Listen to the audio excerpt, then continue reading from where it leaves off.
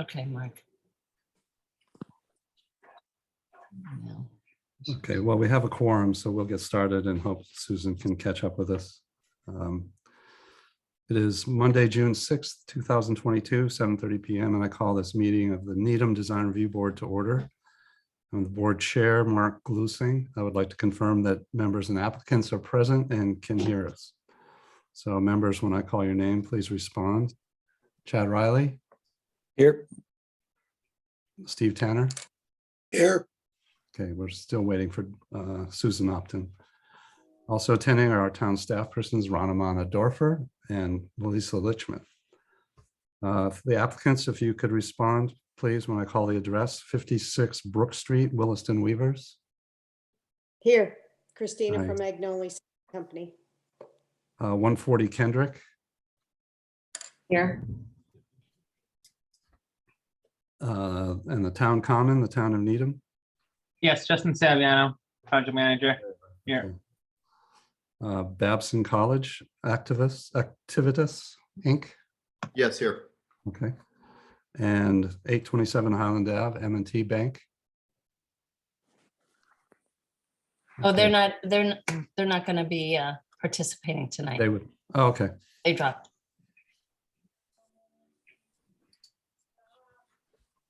Good evening. Welcome to this open meeting of the Needham Design Review Board, which is being conducted remotely consistent with Governor Baker's executive order of March 12th, 2020. The order allows public bodies to meet entirely remotely so long as reasonable public access is afforded so that the public can follow along with the deliberations of the meeting. For this meeting, the Needham Design Review Board is convening by Zoom app as posted on the town's website on the Design Review Board page, identifying how the public may join. Ensuring public access does not ensure public participation unless such participation is required by law. DRB meetings do not typically engage with public comment. All supporting materials that have been provided to the members of this board are available on the town's website. Public is encouraged to follow along using the posted agenda unless the chair notes otherwise. Please note that this meeting is being recorded and that attendees are participating by video conference. Please be aware that other people may be able to see you and take care not to screen share your computer unless the chair approves. Please remember to mute your phone or computer when you are not speaking. I would like to review the remote meeting procedures for tonight's meeting. I will introduce each applicant on the agenda. After they conclude their remarks, the chair will take comments and questions from the board members. After discussion, each vote will be by roll call vote. The building department requires electronic submission of building permit applications. A copy of your application stamped and noted for the type of approval that it receives will be emailed to you by the DRB support staff. That can then be attached to your building permit application. We'll now start with the first item on the agenda. And that is, we do have a public hearing scheduled for 56 Brook Street, Williston Weavers. Okay, I've got it spelled two ways here. I apologize. It's Weaves. Okay. Unfortunately, we had a mix-up in our management of this special permit request. So we're going to continue that to the June 27th meeting. They do have an application also for by right sign and an awning change. So we're going to review that first. So Christina, go ahead. Why don't you tell us a little bit about what you want to do? Sure.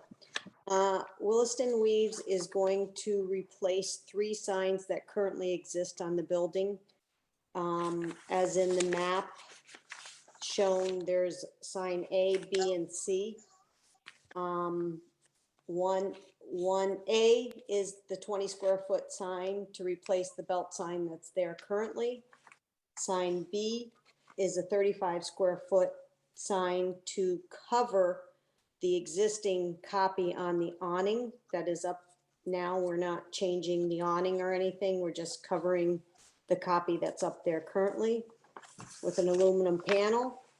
And sign C is an aluminum belt sign, 48 square foot, to cover the kitchen sign on the I think it's the rear of the building. So there is currently a bath sign that's up there now, and that will be removed. So what they're looking for are 3 signs to replace the 3 signs that are there now. And I don't know if everybody must have seen the copy that's on there. The copy is consistent with the logo that they have. Okay.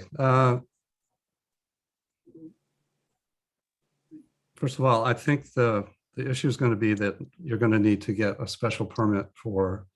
One of the signs. You can get a permit for 1 sign on that property. Those other signs were never permitted. So simply Okay. feeling like, unfortunately, you can't simply replace them just because they were put up there illegally. So No, we appreciate I that you've spoke- come in and to review this, but we can review one of the signs and then the other 2 will have to be part of your special permit application. Well, when I spoke with the building inspector, he had asked me if there were 2 entrances, 2 entrance doors. And he said that because there are 2 entrance doors, that we're allowed by right the 2 signs. And then we would have to go for the special permit for the 3rd sign. So where the 2 entries are, which is on the sign A and sign B, each of those have entryways, and sign C is the one we have to get the special permit for. Okay, well, Elisa, do you remember, I mean, I can't remember his name offhand, the one who was on the emails with us? well, that's okay. We'll go through our review. I have my interpretation of what I think you can be able to do. He is the ultimate enforcement agent for the design review board and the sign bylaw. So if we disagree, His we name can is- discuss it, but I know who he is. It's Dave Roche. So David that's not Roche, the issue. yeah. David Roach, yeah, okay, I just found it. The way the regulation's written is that the second sign needs to be, you can have a smaller second sign over the second entrance. So you can have the sign on the awning as your primary. And if you want to have a secondary sign, it can be sign A.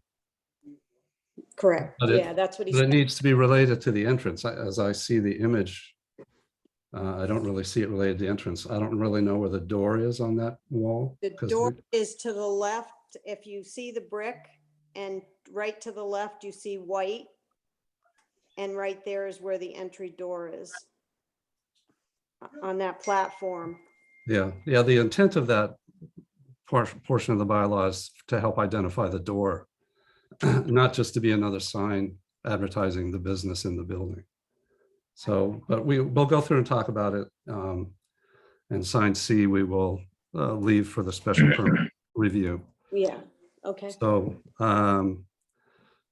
so what we're looking at is a sign on that rear wall, which shows up on the picture on sheet. I'm not sure what sheet I'm looking at, page 6 of our package. And then they're proposing, they don't show the awning, but they're proposing to, let me make sure I'm correct here. They're proposing to install an aluminum panel on top of a fabric awning.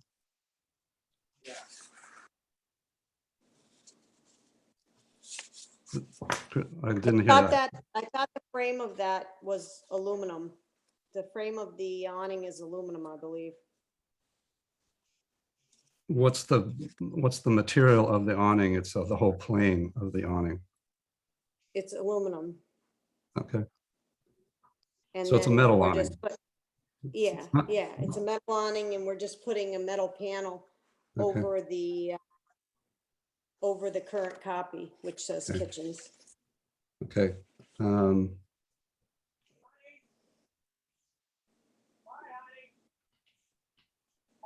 Make sure I get this, look at the right page here, sorry.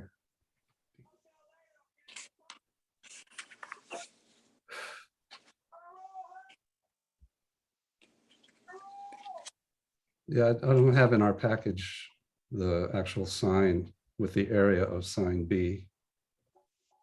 Is that just in the description on the Sign- application? Sign B is 35 square foot. Okay, It says it below on the, if you look below, where it says 30-inch by 168-inch aluminum panel with laminated print to be installed over existing awning, and then it says 35 square feet. so there's no image of sign B, there's just the description and then compared to sign A, which is, there are 2 pages with sign A on it. No, there's an A and there's a B and there's a C, and they all have the drawings on it.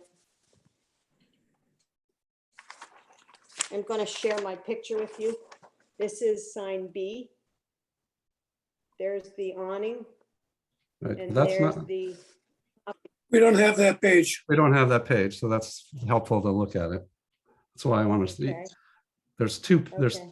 there's 2 pages with A in the corner and 1 with C. There's no B page, so we'll work our way through. That's fine. So it's the So- same design as the other side panels, it's just a different size. Yeah, it's just Okay. fits over on the awning. Okay. Steve, why don't you, I- do you have any questions or comments? Maybe she can hold up that sign B again and we can, so I can look at it. Okay, so It's right here there. is the, wait a minute. I want to see the Here's awning, yeah. There's the existing awning. Yeah, just Okay, hold that right there. That's fine. yeah, okay.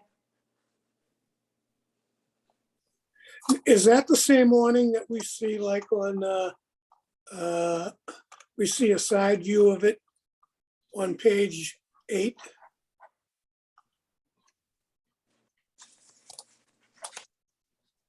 I don't know what page 8 is, because I only have 4 pages. No, we have an entire package for the whole meeting, so that's, yeah, Steve, that's it. So that Okay, appears to there's- be like a fabric awning. Because in the I believe picture it's- here is I blue believe and it's aluminum. I believe it's aluminum. That's what it looks like in this picture here. If you could hold the picture up and just keep it up there. But yeah, There you go. Thank you. nope. There you go.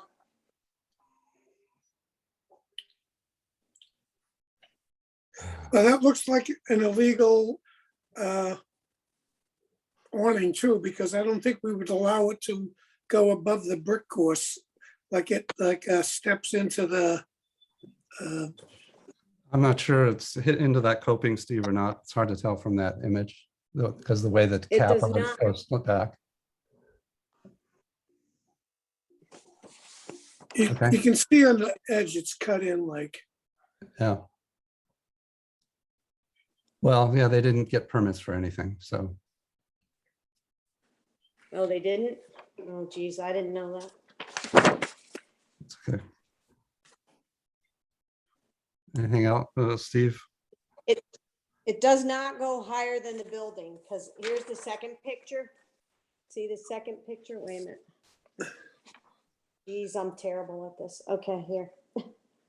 I'm not talking about higher than the building. I'm just saying we would have never allowed to go higher than the brick. It goes on that, the metal flashing that's, above the, between the brick and the roof, that red line. It's definitely above it because on the edge, you can see how they made a cut. They took out a section in the awning so that it fits in there. And I know we would never approve that. Right, well, is it significant enough issue that we want to have them lower it or change it? Or, They have to permit it. yeah, the other thing would be to, what about adding the sign over the existing awning, whether they move it or modify it enough to fit? I don't see a problem with the sign on the awning, but the awning,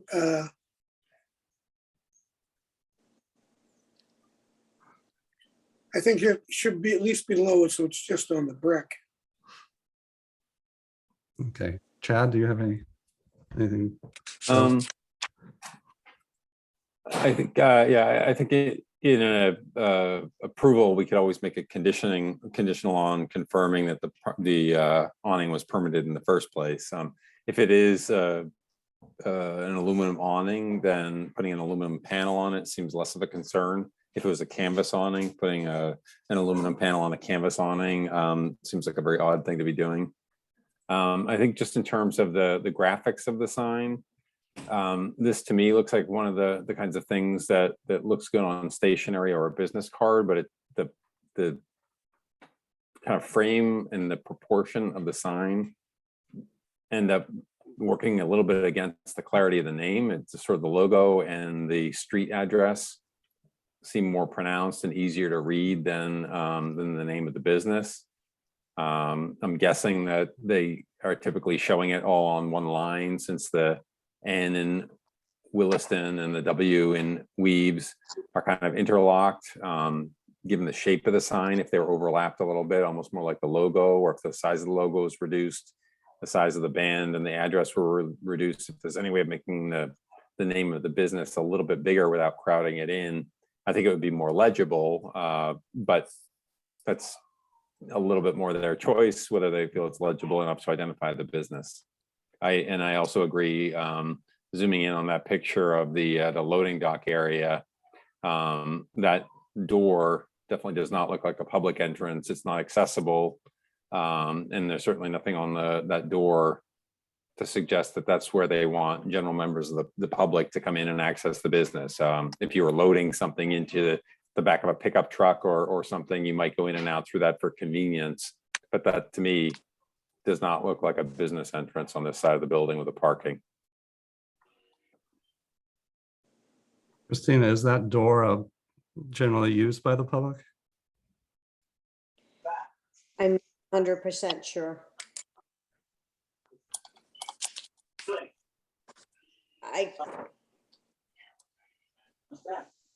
Okay. I'm not sure. I was just going by what David said, that if there were 2 entry doors, then you were permitted a second wall sign, as long as it was smaller than the primary. So I was only going by what he said. Okay. He didn't mention anything about the entrance being there, and he didn't mention anything about that the sign had to be above the door, which there's no room above the door. So Well, hence to the left of the door, to the right of the door. well, it's really on the And- corner of the building for maximum Yeah. visibility from the highway, obviously. So, but there's also, you also have excellent That's- visibility on the sign on the awning because it faces directly out to both the ramps on the highway and the highway itself. So, Well, sign on the corner is the only sign you can see when you first pull into the parking lot as well, because well, it's covered. I just think I'd like it to be more in keeping with the bylaw, so that it's located near the door, which is what the reason for that sign is. And certainly, if that's when they pull in the parking lot, and you can't tell that building from any other ones, it's a reasonable thing to do. But I just want to verify the location and the size so that we understand what it is you're doing there. I guess. So I guess I'm going to see what the board thinks, but I'd actually, since they're coming back to our next meeting anyway for their special permit request, I'd like to continue this review and have them modify this application a little bit and verify a couple of things for us so that we can close them up at the next meeting. I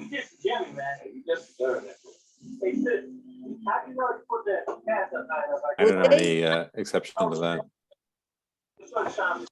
All right, so Christina, what I'd like you to do is confirm the material on the awning. Verify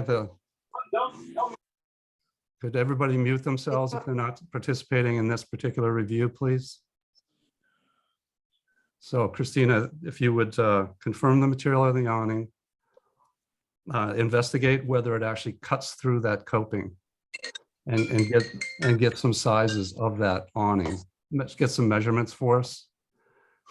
Because I think we'd like you to lower that and get it in keeping with how it should have been done. Now that we have the opportunity to review it properly. And one of the things to look at there is whether it interferes with the top of the door if we do that. I don't think it will. Okay, so you want to confirm the material of the awning? Yeah, get the size of dimension. the- Yeah, get the dimensions of the awning, the height, the projection, the size of that front valance, the pit, the whole thing. And then verify, and maybe if you can add a photo too, that really details where the top of that awning is, if it's at the roof line or if it's at the bottom of the little red metal coping that's on that building. Okay. And then I'd like to see you in the rear relocate that sign adjacent to the door somehow. If you have to adjust the Sign size a A. little bit, then you have to do that. Size A, sign A? I think that's, sign A. And then I 20 think, square foot sign? well, if it fits, you need to check where it's going to go. It's not in the same location. I can't quite tell from this picture. I can zoom in more.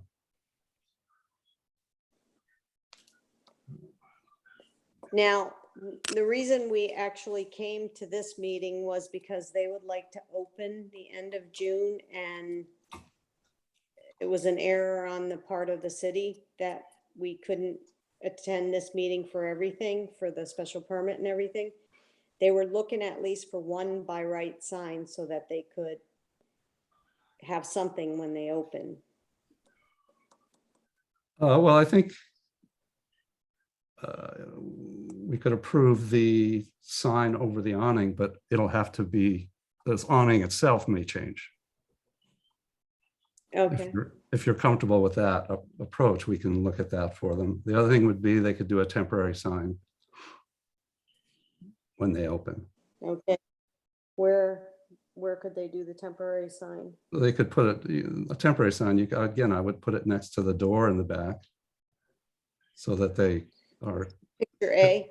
because that seems to be the issue on that parking lot side is. Yeah, see, there's another awning over. Okay, so now I zoomed in enough. There's a garage door and a person door, and all of that's on a raised platform on that rear door.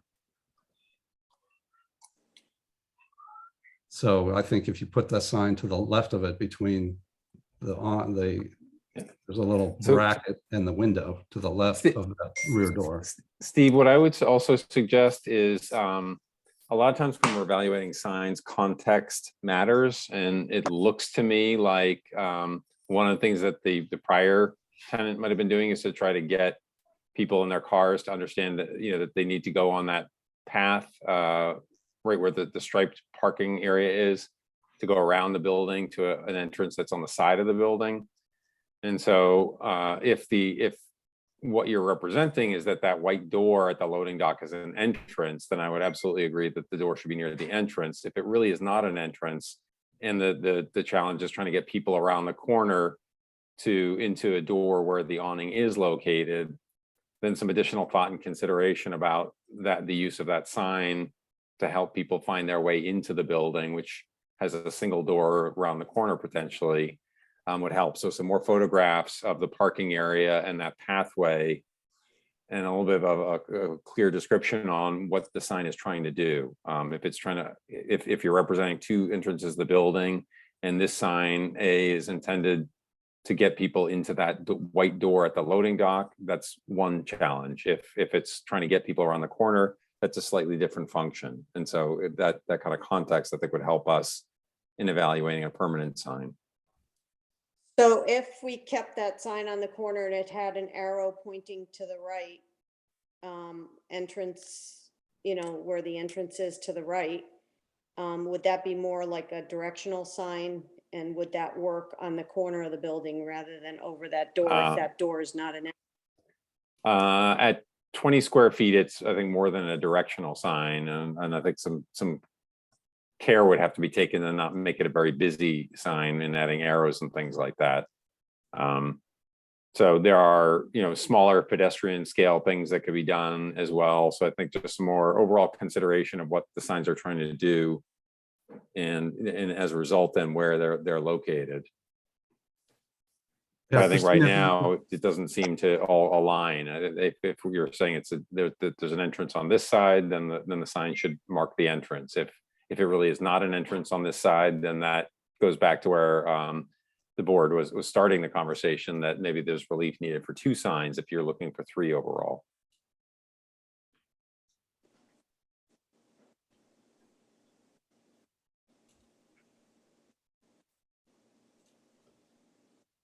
I think the roundabout kind of where I'm getting to is I agree with what the chair was saying, that we do need a little bit more information and a little more consideration of the signs and their location, and maybe some additional photographs of the access and how people are really intended to get into the building, and then make sure that the signs really reflect that intent.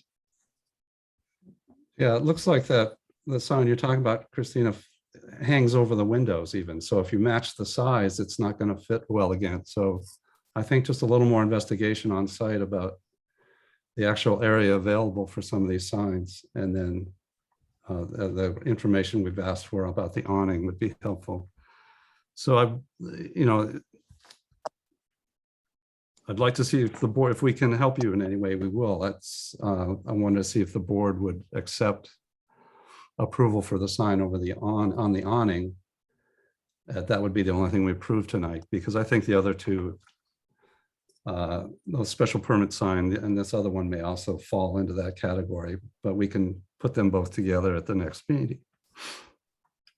So Okay. so I wanted to see if the board was comfortable with that, or if they'd rather get more information on that awning before we agree to that. Actually, that sign is shown on page 5 in a small box that you can enlarge.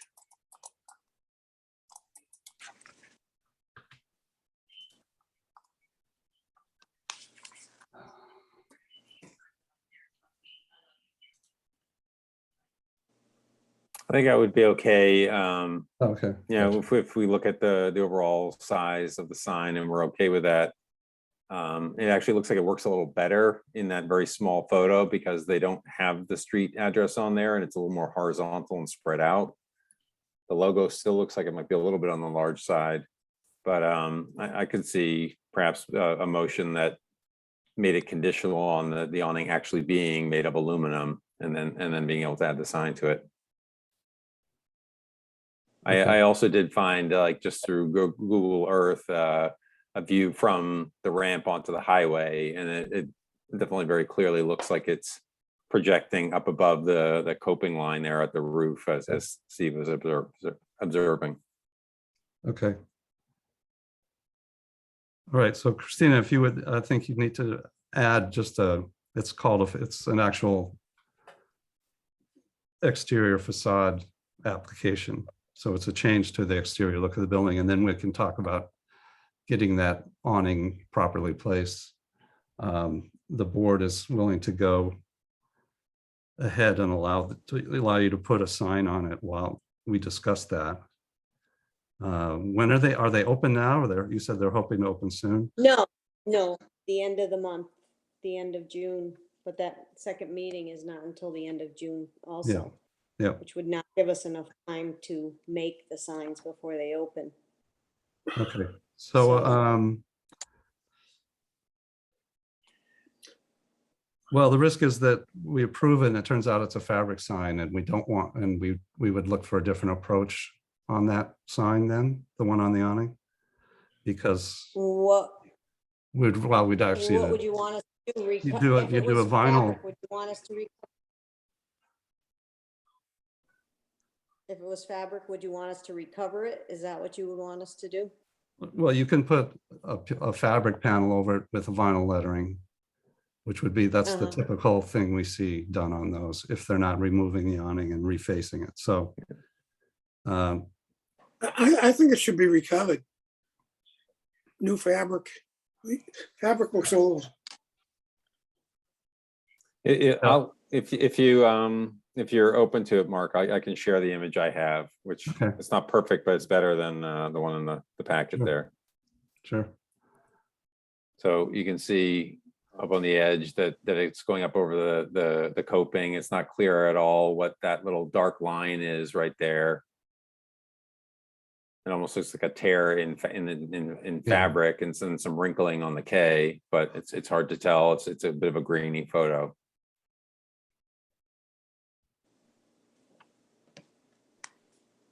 Well, yeah, we're trying to be as accommodating as we can, Christina, within. We realize that, but at this point, the only one that might have been approved would have been the special permit one. That looks like a canvas. Well, that looks like a vinyl. It's very, it's very crisp. It's hard to say. It's vinyl. But so let's confirm that. And well, we will confirm. I'm gonna offer this up. We'll approve the sign for the awning as an overlay.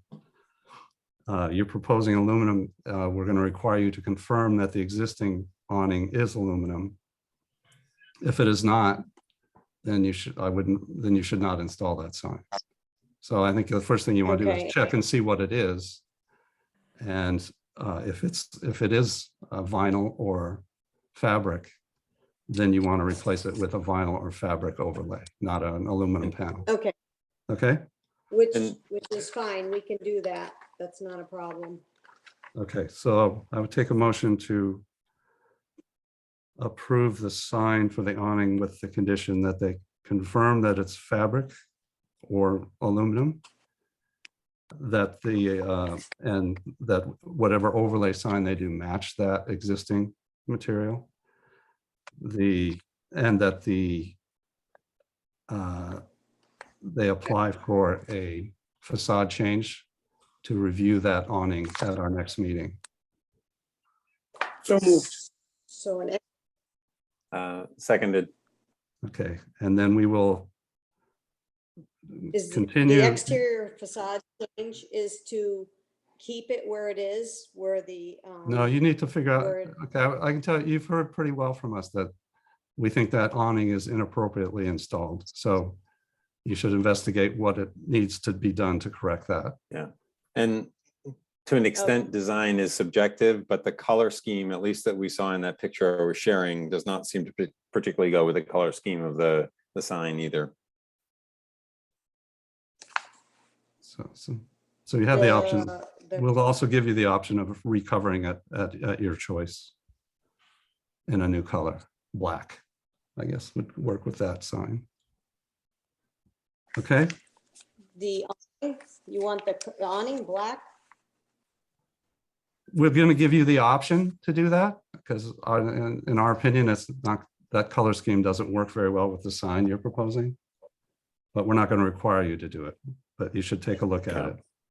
It could pick up like a darker color in the sign or the text. It doesn't have to be black specifically. It looked like in that little rendering, whoever did the graphic work made it a kind of darker gray green sort of color. So it seemed like they were trying to make the awning look like it matched the sign a little bit more than that kind of turquoise color that's there existing. Yeah, you know, you've got gray and gold, a gold bar with the address. So, right, so that's that. Then we will, for the parking lot side, we want you to take a little bit closer look at that and make a decision on whether that in fact is an entrance sign. And if it is, it needs to move over by that rear door. And if it's not, and you want to use it to draw people around, just make sure that the size fits that space that's available. I think the part of it's just the PDF look doesn't look good, but you can see in the existing, I don't think you can propose the same size sign because the one that's there hangs over the window and the one you're proposing doesn't. So just a little bit, take a little second look at that and make sure that everything fits there. And that sign does what you want it to do, which is to direct people to the front. And we can review that at the next meeting and get a final on it, but this will help you get started at least on getting some identification for them this month. And I would recommend that you work with whoever's designing the sign to try to rebalance the name of the business, make that a little bigger and try to maybe reduce the size of the logo and the text on the street address, so that it really is the name of the business that pops out.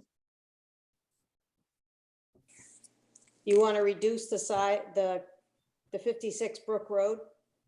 To me, when I look at the sign, that's the most readable part of the entire sign, not Williston Weaves. It seems like the logo is very big and the size of the street address is very big and bold. And the name of the business seems a little bit squished in and smaller than it would be. If it were a little larger, it would jump out more as the name of the business. Uh-huh. Yeah, even if you lengthen it from the, it looks like there's space for a little bit more length there, and then you can move that logo over and increase the size of the Williston Weaves portion. Yeah. I mean, sometimes things that look good on stationery or a business card or print materials don't translate as well when you enlarge them to the size of a building sign. And I'm guessing that might be what's going on here. I think it needs the relationship between the parts. I'm suggesting needs a little bit of a rethink to make sure that the business is really what people are finding. Yeah, okay, so I just got confirmation that the awning is fabric with a metal frame. We're proposing to attach a metal panel to cover the old logo with a new logo, so we don't have to replace the entire fabric. And it's just gonna be a metal panel, and it will attach to the metal frame. The panel will attach to the metal frame, the outside of it. And I What think that's color what is we the did not awning? want to approve. Turquoise.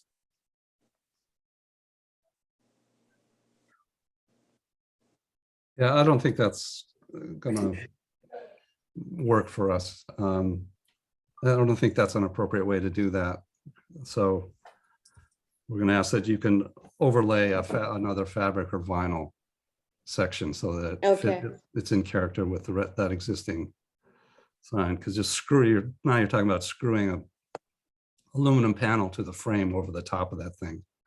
I just don't think it's going to look very good and be successful long term.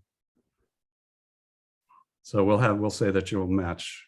I'll modify the motion to say that we'll match well, we already said you're going to match the existing material with an overlay, or you can redo the whole. But the option of redoing the whole thing is yours, but we're not going to require it. Okay, okay. Just to Mark, to kind of clarify, is it if the height of the awning is a certain dimension, are we saying they can lay a band across it that is less than the overall height? Or does the whole does the sign area, the panel that's being applied need to be the full dimension of the sloping face of the awning? Well, my understanding is it was the full slope, face of that slope. Yeah, and I wanted to make sure that I would agree that that's the better way to do it. So I wanted to make sure that was what was being understood, as opposed to, if it was an aluminum panel, it was going to be a band across it. Okay. And they might have misinterpreted the conversation to think that we were saying it's okay to put a vinyl band across it, as opposed to something that covers the full face. Yeah, you'll have to just go over that whole face of that slope portion of that awning. So you just have more white Okay. area than gold area. So Well, But it's that- black right now, the awning is black. So somebody painted it. I wonder how they did that. All right. Well, as I said, I'm just going to move ahead with Yeah. the motion that we made. Okay, And I have no idea Yeah.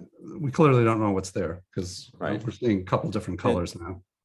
And obviously, Christina, you're in a position where you're inheriting some of these things that were done previously.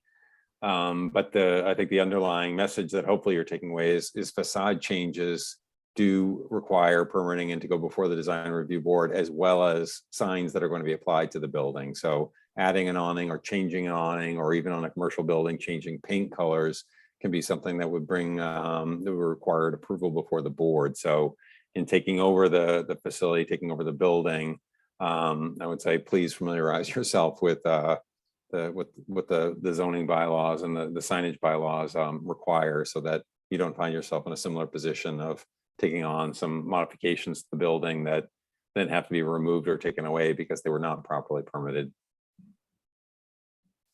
Yeah, we had no idea they weren't permitted. Yep, no, understood. And that's why, we're trying to work with you, but we Yeah. can't be in a position where we're approving something that's on top of something that was never approved in the first place. So that's where we're trying to find the right way forward. Understood. And you should speak with the client. They may want to, they may want to just wait till this is all resolved and do a temporary thing too. That's always an option. Yeah. Yeah. Yep, All right. So we have a motion. I will. Go ahead. I'd come to the vote. Steve Tanner, I, Chad Riley, Yes. and the chair approves. I thought I saw Susan in. Oh, there she is. We'll put you on the next item, Susan. Thanks. All right, so I think that's disposed of. So the next item, 140 Kendrick Street. Who do we have here? You have Rick DeAngelis, who is speaking. I am Senior Vice President and Counsel at Boston Properties. We also have Elise Lundy, who is the Construction Manager for 140 Kendrick Street in our Construction Department. And we have Brett Lambert, our architect from Stantec Architectural and Engineering. And we have been Take us through the changes here. previously. This is a modification to your site plan approval, correct? In a minor modification, yes. Okay. Yep. Go ahead. Okay. Take us through what you're doing. You may recall that we've been before you once before on some exterior minor modifications to landscaping and entrance drives and turnarounds and things of that nature. And we were approved by both your board and by the planning board.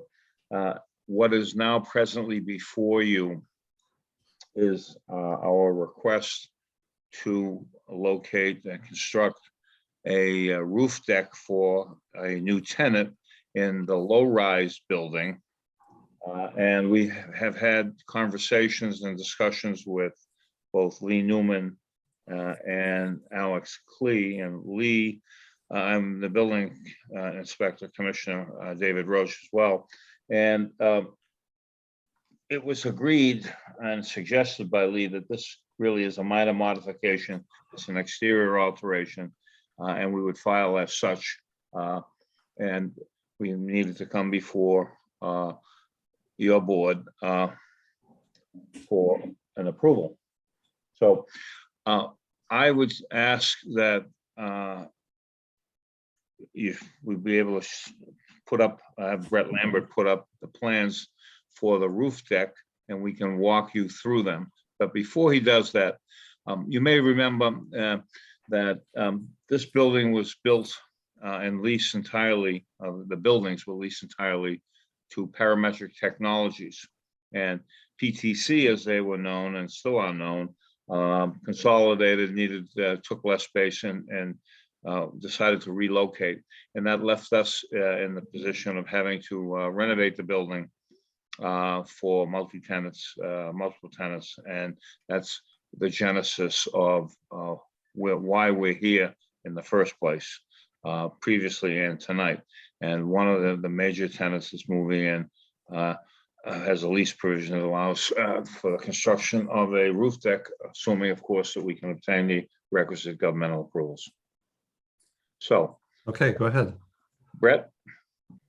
All right, thank you, Rick. Let me share my screen.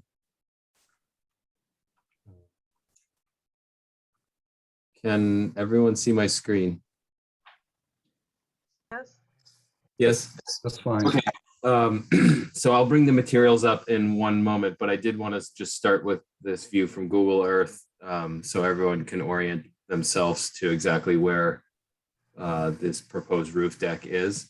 So I'm sure you're all familiar with the 140 Kendrick site. It sounds like this has come before your board before. But of the 3 buildings here, we have been working with Boston Properties on building A, which is the building further from Kendrick Street. And the roof deck itself, the proposed roof deck would be on this square piece of roof that is on the 2nd floor. This is a 3-story building, and then next to it is the connector building or the amenity building that was built just recently. So the proposed roof deck would sit right here between those 2 buildings and be accessed off the 3rd floor of building A. Let me jump over here to Bluebeam. So this is a 3-dimensional image of where that roof deck would be. Again, building A, the 3rd floor of building A, which is the existing, it's a brick and precast building, is sitting to the right, and to the left, this area right here is the roof of that connector amenity building and the part of that building that steps up even a little bit further. This existing roof has brick parapets on both sides of it that extend about 1.5 feet above the roof.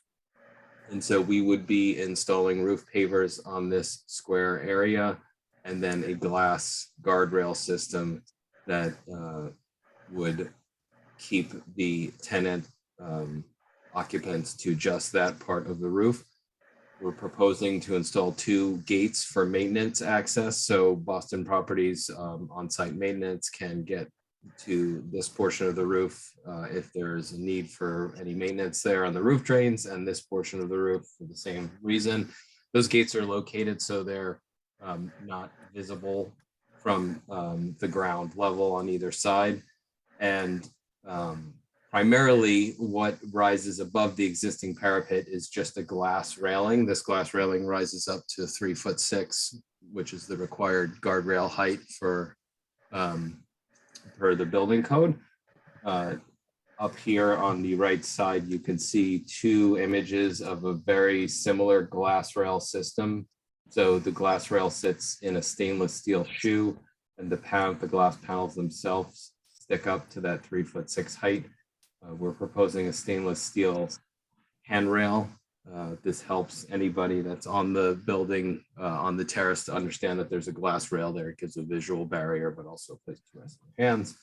And then the floor would be 2x2 wood roof pavers. These are black locust pavers. Black locust is a sustainable alternative to an epay paver. They're very durable. They've been used on projects to replace using epay on projects the last couple of years, and they would take up this entire area. So let me just switch to the last image. So this is an image standing with the person's back. Their back would be towards Kendrick Street. And you can see on the left side is the existing building A with the 2 new glass doors that are would be installed within the existing glass within the existing glass area. And then this is the new glass guardrail with these 2 people looking out over towards the pond.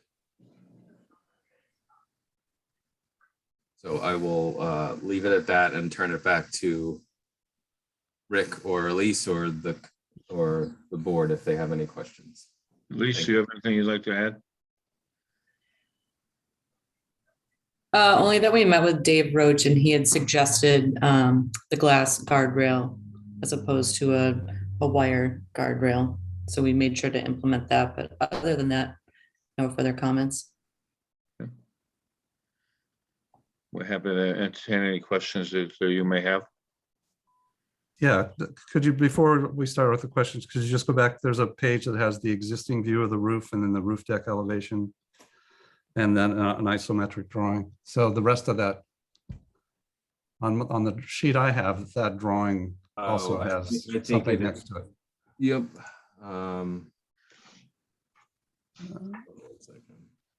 There you go. Yep, So that, in the upper left corner, the wall we're looking at, that's where the door and the new glass panels will be. correct. So the So- one door would be in this panel here, and the other one roughly would be right here. So there would be new glass, 2 glass doors, and then new glass basically replacing the existing glass in between those 2 doors. Okay, so it just looks like on the new image that the glass went all the way down to the deck. It really will stop at that stone coping. Once this gets demolished, the stone coping in this portion would be replaced with metal panel from between the 2 glass doors. Okay. Yeah, see if you look, even just look at the Yeah, little no, drawing I- below. yep. You'll see what we're doing. Yeah, no, we can't bring the glass actually that far down because there is a curb for waterproofing between those. So the glass would come down roughly to about the same height that it does. And instead of trying to cut the precast cap and repair the brick, we would be replacing that with a metal panel. Okay, so it's not quite illustrated the way you're going to do it. That's correct. Okay, thank you. So I would start, Chad, do you have any questions or comments? Yeah, first, I'll just start with a comment. I mean, obviously Boston Properties is a major known company in the Boston area and beyond, and Stantec is a major firm. You guys are going to do quality work, so that certainly makes the review easier. Looking at the title block, it looks like you've already been through construction documents and issued an addendum. Generally speaking, getting that far down the road and then asking for the design review puts you at some risk. In this case, I'll just say, speaking for myself, I'm not going to presume to speak for the entire board, but I'm mainly interested in what's the impact on the public realm. And whereas this is on a roof deck, the view that would have been really helpful is something from the ground looking up. My sense is in reality, this is almost imperceptible from the ground plane and people walking on the trails there. And as such, I would agree that it is a pretty minor modification. And, C.R. Lawrence and Julius Bloom and, the manufacturers are all quality manufacturers. So I really don't have any issue with it, but there may be other modifications in the future. And I want to strongly encourage you to come in much earlier in the process to review those and get the feedback as opposed to after the drawings are done and possibly even bid out. So otherwise, I think in terms of what was done, it's all, like I say, it's all quality materials. I think that I am guessing, because we don't really have the view, that the impact on the public realm is pretty minimal.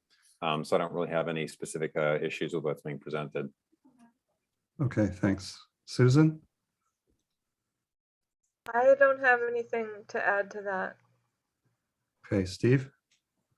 I would only add one thing. I with all these big glass panels, I would think that they may have some kind of a etched vinyl pattern or some kind of a glass application that breaks up the glass panels so that's more noticeable to people from the inside that is stopped there and to go to the doors, and maybe even on the glass around the outside around the below the stainless steel rail. Yeah, I understand what you're saying, but I think the reality is that it's not illustrated the way they're actually going to build it. It will be, a 16-inch curb along all the windows between where the doors are? Is that a good estimate of the height? Yeah, I can look through the drawings and figure out the actual height of the curb at those pieces of glass between the 2 doors. The 2 doors are full glass. Well, they're glass, but they will have aluminum rails around them, a 10-inch rail typically at the bottom, and 6-inch rails around the 2 doors. And then in terms of the glass railing, again, that I appreciate the comment. That's why we put that handrail there. That handrail is not really necessary, but we put it there to make sure that people understand that there is a glass rail there. So, okay. Well, I think what the other comment Steve was making was about that window wall on the building, that it looked like you could walk into any of the window panels there. And so I think it's important to note that there's I see 4 courses of brick at least to the bottom of the stone, and then there's something there. So the windows themselves don't go down the way the door does. Is that correct? That is correct. It Okay. is. I'm just. Okay, that's fine. I Yeah, think so- I hope that clarifies it, Steve, a little bit better. And I do think that the way with already the parapet that's there, and a glass panel, it'll have a minimal visual impact. I've spent a fair amount of time on that trail. And the new pavilion is there, so there's a lot of other eye distractions. I think this is as innocuously done as you might want to approach it. So I do think it came out well. I like the material approach. So I think, other than making sure that we clarified that how the doors and the windows are working was an important factor. And again, as chair, I have to echo Chad. It's you did a nice job on this, so you probably didn't feel like you were at much risk, but it's much easier for applicants if they bring in some preliminary design work and talk with us. And then, because had we had some issue with this, I mean, I could make you go back and draw that lower portion correctly, but I think we have enough of an understanding that we're going to just go ahead. But in a preliminary design process, if it had been illustrated that way, we could have discussed it. You could have had it shown in a different way. So, and we've seen, you seem to be having to do this for various parts of the complex. So as Chet had said, just we offer that to you to come in early, and you don't need a full set of construction documents. We don't need the vent details. We just want to see the design. Right. So with that, I would take a motion to approve the 140 Kendrick roof deck as submitted. So moved. Seconded. Then we come to the vote. Susan Opton, Approve. Steve Tanner, Approved. Chad Riley, Approve. and the chair approves. Right. Thanks, guys. Thank you very much. Your point Thanks, was well Elise. taken, and we will, when we come next before you, we will heed your advice. Okay. Thank you. All right. Take care. Thank you. Have a good night. All right. You The too. next.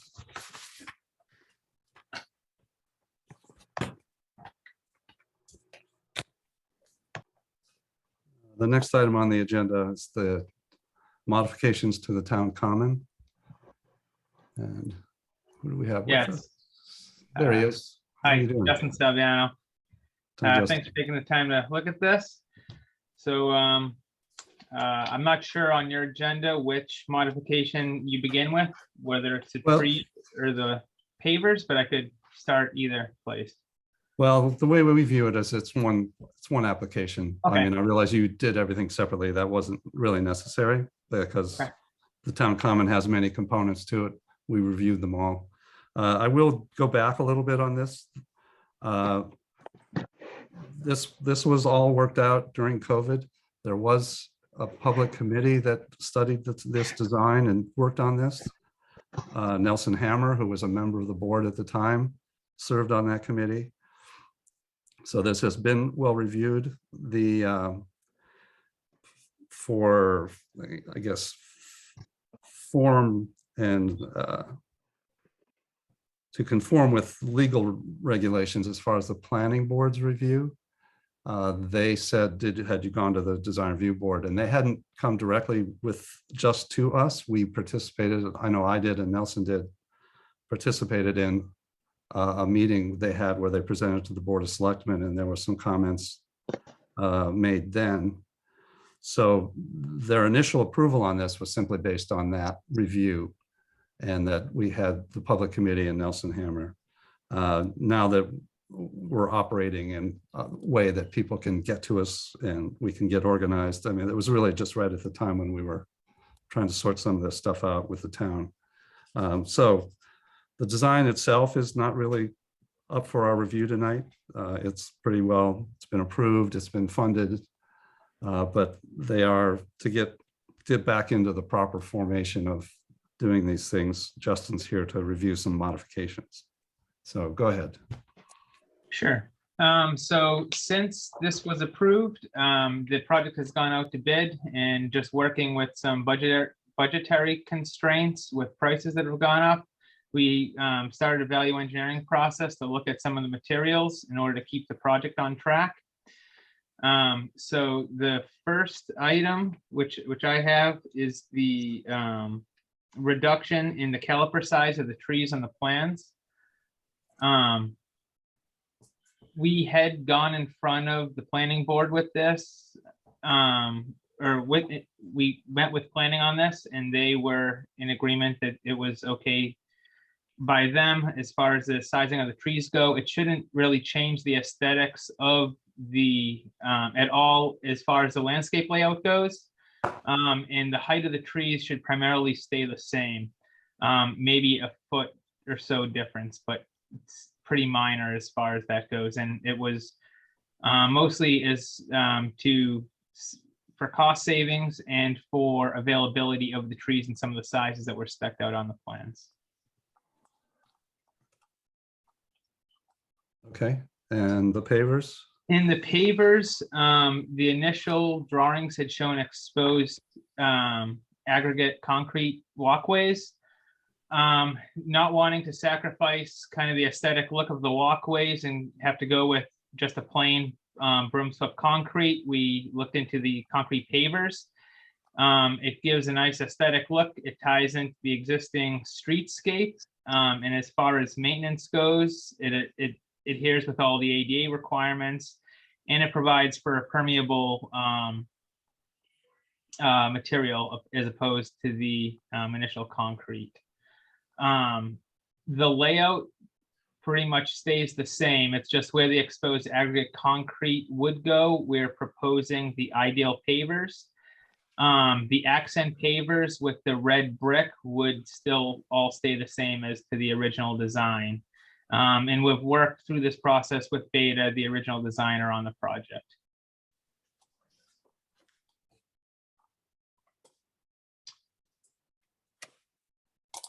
And with that, I think the drawings are pretty straightforward as far as kind of explaining the changes in materials, but I'll turn it back to you if you have any questions on that.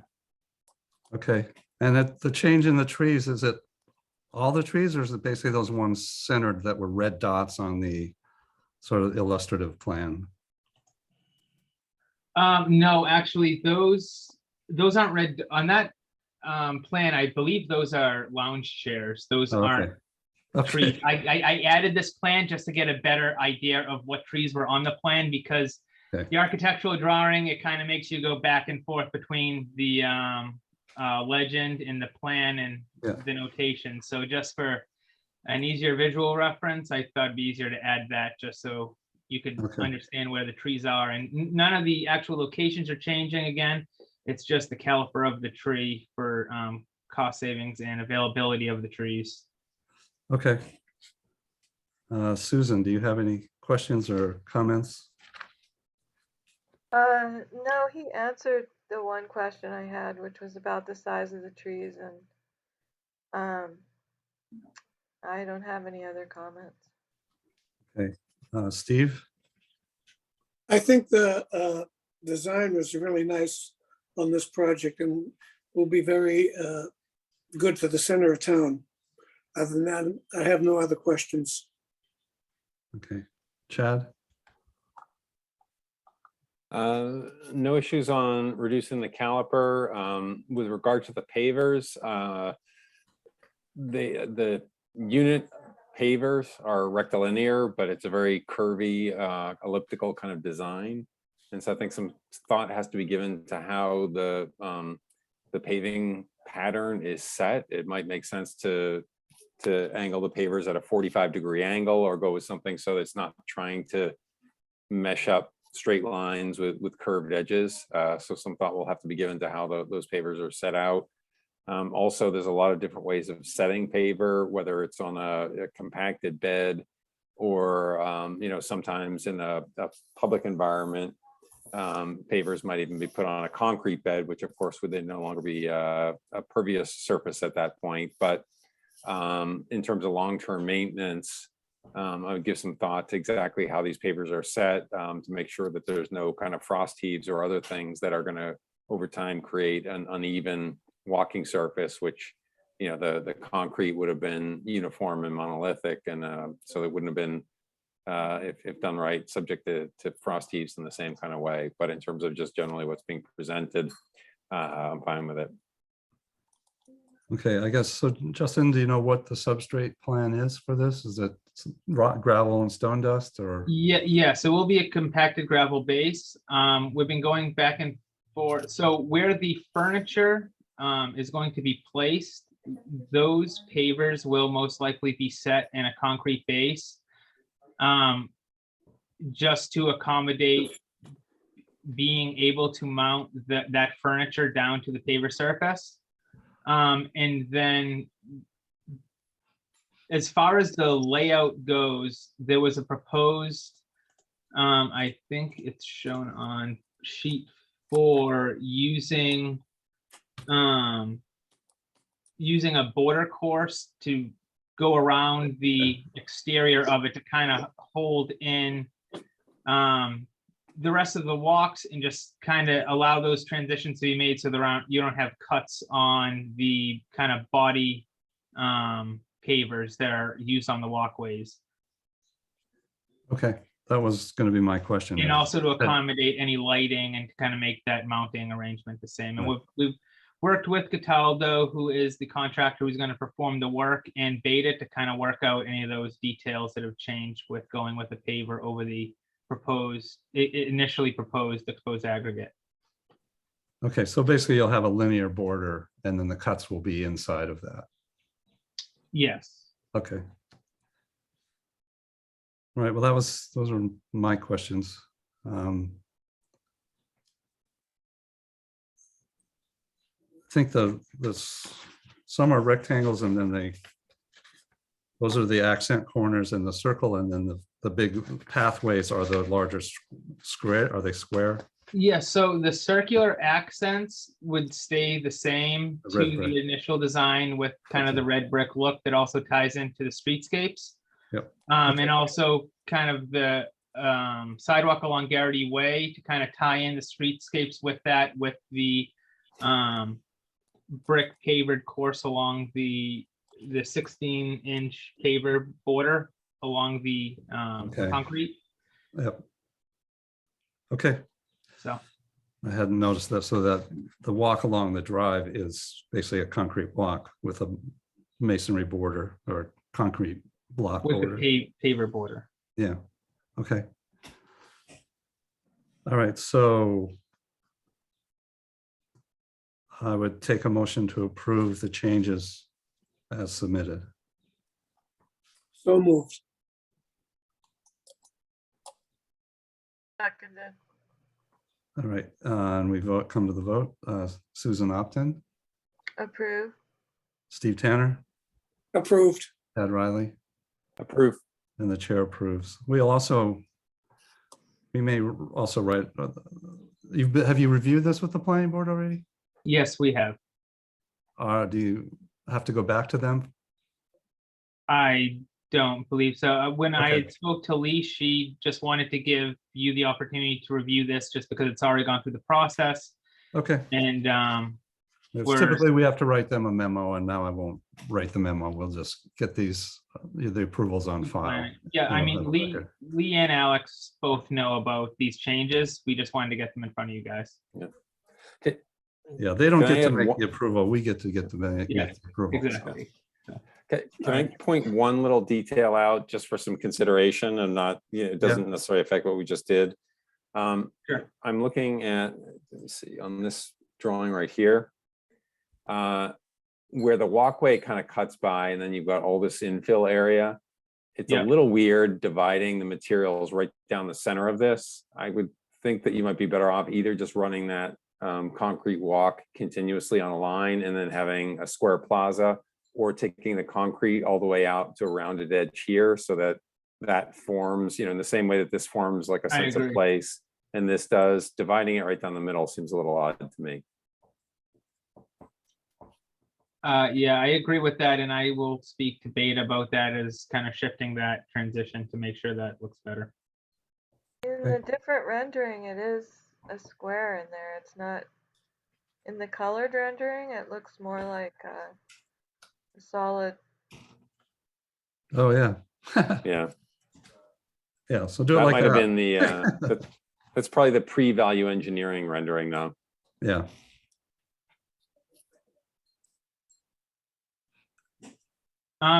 Yeah, I mean, we could probably go back with a square piece of that accent color and, like you said, cut that back towards the sidewalk just to add that element back into it. If Yeah, I something think like there's a that. variety of ways that, I don't feel a need to kind of micromanage, but I think just kind of treating it as a square sure.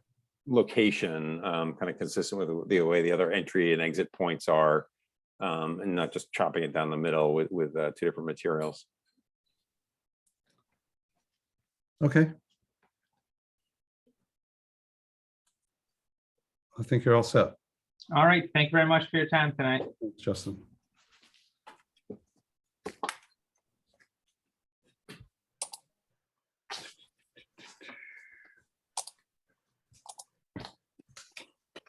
The next item is Babson College, a sign for the batting cage that we reviewed not too long ago. So do you want to, Jonathan, do you want to join us? Certainly. Yes. Good evening, everyone. So yeah, we met with you folks, I believe, the beginning of February to present the design. At this stage, we have filed an amendment for the special permit to the planning board, along with this submission for the sign permit this evening. If you don't mind, could I share my screen with a few images to present? Yeah, go ahead. Thanks. Okay, great. So again, just to remind you a little bit of context. So the proposed building is still in the same location in the northwest corner of Gavoni Field on the Babson campus off Great Plain Avenue. We made a slight modification to the orientation, really having to do with an easement that we were needing to stay out of. So, a slight angle change just to get out some of those setbacks, but the building configuration design has still remained. I think the biggest item is the design of the signage. I'm going to turn over to Mr. Scarlotta, the architect from BH+A on the project, to talk about a little bit about the specifics for the signage. Thank you, Jonathan. If you remember, February 7th, I was going back through my notes as well as your meeting notes. And our signage at that time, this is the side, what you're seeing in this rendering now is facing the ball field. So you basically see this from left field.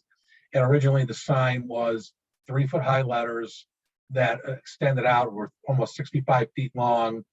And the logo was 5'9". In our new proposal, we've reduced the signage down to 16 inches by 12, roughly 12 inches, depending on the letter. And the logo is now 3 feet by 4.5 feet. And that logo is the same logo that appears on the north and south elevations of the building as well. Then there was a comment made on the material.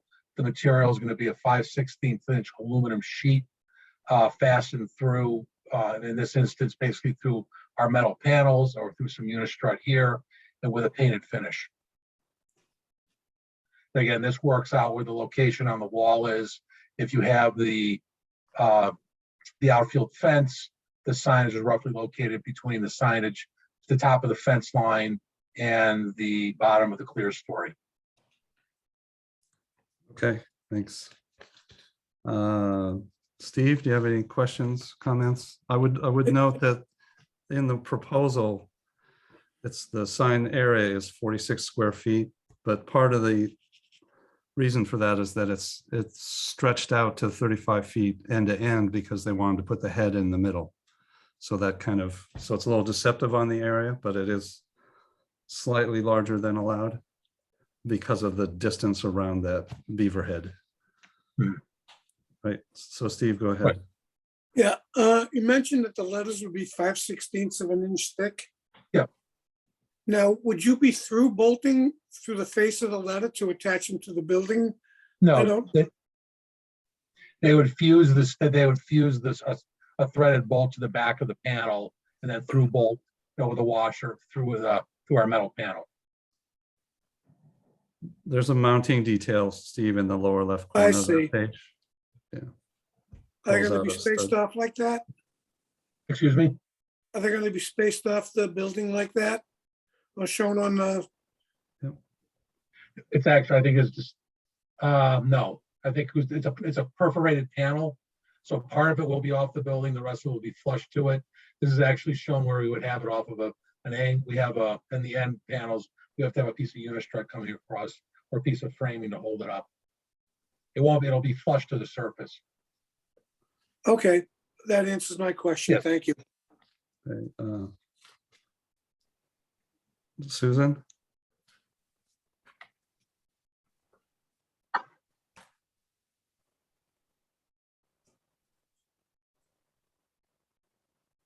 Susan, do you have any questions or comments? No comment, except that I think it looks nice. Okay. Chad? Yeah, I think generally it looks much more in proportion with the building than when we saw it last time. I think if Steve is okay with the construction of the letters, I'm fine with it.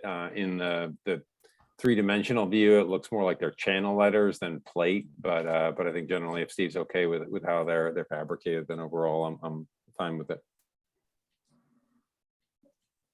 Okay, yeah, I agree that the three-dimensional thing is a little deceptive, but and my concern about the area is, you could simply squeeze them closer together to comply, but overall, as far as I consider the beaver head to be sort of a graphic element, not really signage so much in this installation. So I'm comfortable with the way it's laid out, given that the Babson and Beavers itself would be compliant for size if we did the area of those alone.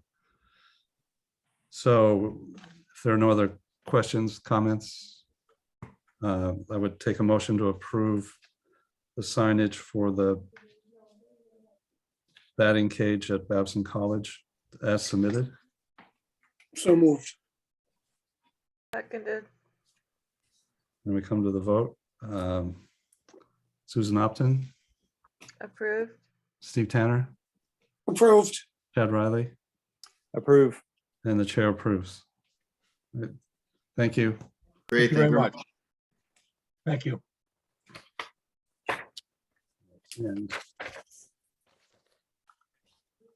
And the last item they withdrew today, they were submitting other information and it was getting a little confusing about what they were really trying to do. I will say that Elisa went in today for us and looked up the previous signage. It did require a special permit for the second sign that they're asking for there. So in the bylaw, they don't carry over, but sometimes the building inspector will let them carry over. So we'll just warn them of that at the meeting and then leave it up to Dave Roche whether he's comfortable with the similarities that they probably have to do that. So the next item is a review of the minutes of April 25th. Any adjustments or comments? All right, so I take a motion to approve the minutes of April 25th, 2022. I wasn't there. Oh, So moved. Yeah, was Susan there too? Yeah. was I there? Okay. Yeah. So then we come to the vote. Chad Riley, Approve. Susan Opton, Approve. and the chair approves. So the last thing I want to do is just I wanted to do with have a discussion about the future meeting style with a larger group, but and so I may bring this back up again after the next meeting. But I think I laid the options out in an email. There is a camera and recording device. We can simply record our meetings and let the town post them on YouTube like they do now. They wouldn't necessarily be visible live or people wouldn't participate live. We can also turn it, we also have a meeting like this one where most of us are there, but any public that wanted to watch could do it. Elisa can watch from home.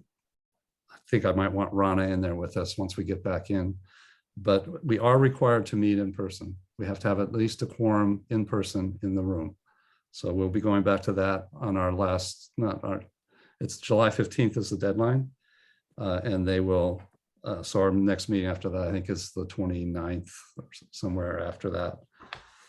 So just think about, if you care one way or the other, whether we're televised or recorded, or if you prefer that we weren't, we can go back to the old way of working where we just don't have any of that. But I think people have gotten used to this and the public likes it. I think it has restricted our fun somewhat, but overall I think it's a good thing. So, but I'd like to have a discussion when we have a couple more members at least, and we'll make a decision. One of the things that bothered me about the way the memo was written, the draft, is that a person can only miss 1 out of 4 meetings. So you can only do that. You can only be an online board member 25% of the time. And with Bob out for the summers the way he is, I'm going to write to them and ask that they not start that requirement until September, so that we can all get through the summer. And then if because it's likely that I'm going to be away for 2 more meetings. And rather than Lisa and I having to scramble and reschedule, I may just kind of zoom in from wherever I am. But if we're limited to 1 time between now and September, that's makes it a little bit tougher. And I know vacations are coming up. There are going to be people that are going to be out. So that's the one thing I'm going to suggest to them at this point. And then we have until, we have 1 more meeting to make a decision. We have 2 meetings before we have to be live. So we can talk about it a little bit more at our next meeting, and then I hope make a decision about how we want to record, not record, to whatever. I'm actually going to miss June 27. I'll be at Okay. Well, if you have any thoughts, just send them Yep. email to Elisa, and she can let us all know. Yep. This isn't something we can talk about on our own, unfortunately. So Yeah, we have to I kind mean, of my keep general it- sense is I'd rather have it broadcast than recorded. Okay. And again, it's the same rules as far as people having to take questions and things. It's only at a Yeah, special permit. I think Yeah. it can really bog down a regular meeting. yeah.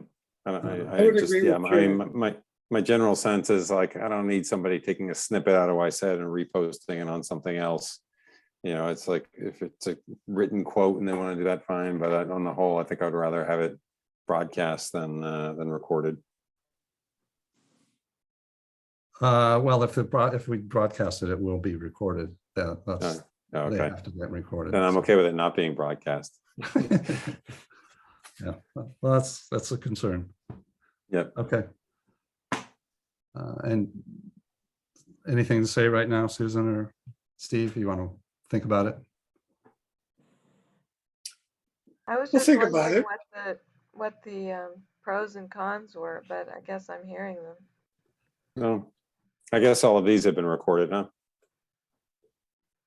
Yeah, but that is a factor. I mean, that's why I was reluctant to go. Needham Channel has offered in the past to broadcast various boards meetings.